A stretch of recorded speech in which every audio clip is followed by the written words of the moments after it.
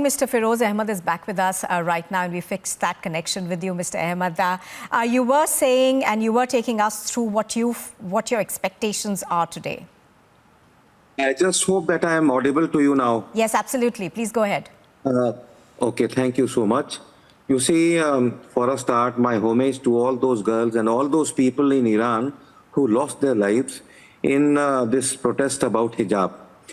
Now, having said that, let me tell you that it is very unfortunate that the age-old, this patriarchal construct of hijab still continues. It continues not only in India, it continues in Iran and quite a few Arab nations also. However, one thing very positive which actually struck me, while I was in what you call UAE, there I saw, the girls, the young girls, they were in hijab, they were in niqab, they were in burqa, but I think 60% of the girls, more than 60, I believe 70% of the girls, I believe Muslim girls, they were without any hijab, without any burqa or without any niqab. Now, having said that, I believe the girls of India should take a leaf from Iran. The way Iran is reacting in a very inhuman, illegal and un-Islamic way, they should stop, protesting for hijab. In fact, I know this thing that in Udupi college, 96 girls studied. 96 Muslim girls were there, only 6 of them. And they were member of some campus, wing of PFI, right? So all these girls did not want hijab. And what is this nara? What is this slogan? No hijab, no kitab. Now there are some people, radicalized people, communalized people who want to take these girls back to antediluvian ages, to dark ages. They do not want that these girls should study. They should become justices, they should become pilots, they should become professors, they should be in the army, they should become teachers. They are trying to misguide and mislead these poor Muslim girls who have reached Udupi College or anywhere else, and they are telling that yes, in hijab we have pilots. This is fine, but let me give you the example finally of Fatima Bibi, who was the first Muslim judge. She used to follow hijab, but whenever she used to sit on the seat of judgment in her court, she removed her hijab and she, put on whatever the dress code of the court was. So dress code of a school or a college is to be followed. No hijab, no bhagwa, none of these religious,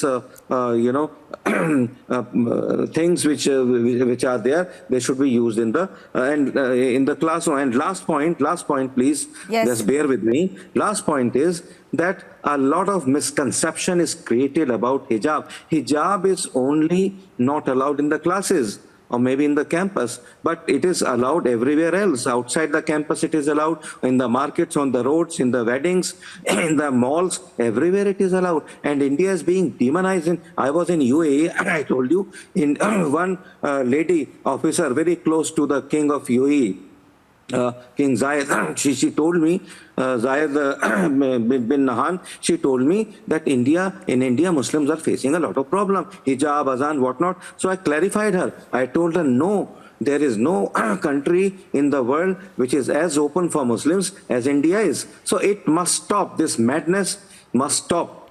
This is what I wanted to, say as my opening remark.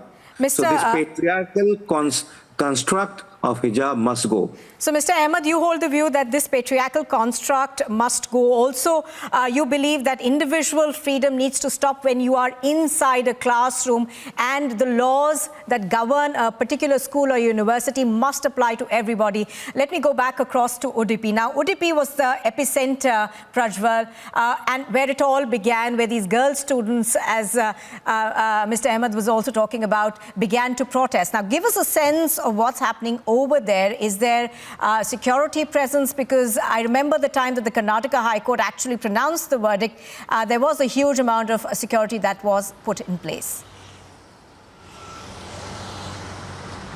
Now, we get to understand that the security has been beefed up, but not by a massive mile.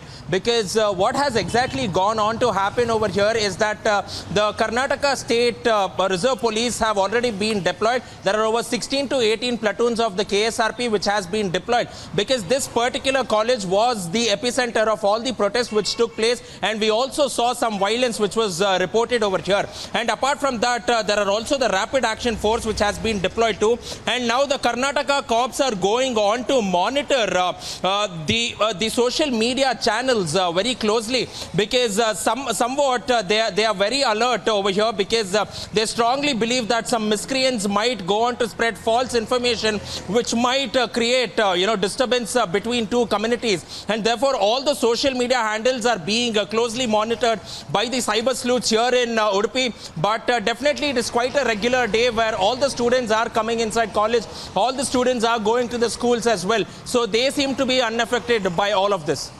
Absolutely. Prajwal, stay with us. I'm going to quickly get across a word from Piyush Ori, who's also, I think, reporting from New Delhi on this one. All right, we don't have him yet, but I'm going to go back to Mr. Ahmed on this. Mr. Ahmed, you, of course, appear to hold very progressive views, but do you also believe that, religion as such, and also a democracy like ours, needs to move forward with the generation we are working in? We cannot go back to the dark ages and have, systems in place which essentially stop women and are seen as being not progressive enough. No, I totally agree with you that, India is moving on a fast track to becoming the $5 trillion economy. It has left Britain behind. It is going to be the wish guru, that is the world leader. But such actions, such kinds of protests, they take India back to quite a few, if not years, to months. A lot of money is being wasted to control these, to see that nothing unfortunate happens in these protests. So, religion is something which is very private. When we come out onto the streets, right, either in Udupi or in Delhi or in Mumbai, basically, we are not Muslims, Hindus, Jews, Sikhs or whatever. We are basically Indians. Absolutely. That is what we should follow. And two very quick points, if the time is there, if you allow me. Yes, please carry on. Hijab actually is not a piece of cloth. Nowhere the word hijab is mentioned in the Holy Quran or in any hadith. Hijab is of eyes. It is of character. ये आँख की शर्म होती है. If you are wearing a burqa or a niqab top to bottom, black or any color, white color, and if you don't have this kind of a character, then I'll tell you, in Jama Masjid, in the walled city of Delhi, the girls are so, this patriarchal construct is so hard. Girls can't even, peep out of their windows. And what happens when they are suppressed, when they are compressed, when they are depressed? They run away with Hindu or Muslim boys. So this will happen. They should also be allowed to wear jeans. They should also be allowed to go to good schools and colleges. They should also be allowed to take a bike ride along with their friends, have a cup of tea. They are humans, like men, Absolutely. like you and I. So why should they be, kept away from all these things? So this patriarchal construct, either from India or any other Islamic country, whether it is Iraq, Iran, Pakistan, Afghanistan, Malaysia, Indonesia, it must go. Otherwise, the girls of this community who are very, very bright and brilliant, and my message to all those Udupi girls who had gone to this Supreme Court, down with the slogan like no hijab, no kitab, right? Say right. Kitab and only kitab, forget hijab. ठीक है, hijab को you can keep it in the bag till the time your classes are being conducted. After the classes you wear it. Hindustan को बदनाम करने की जरूरत नहीं है.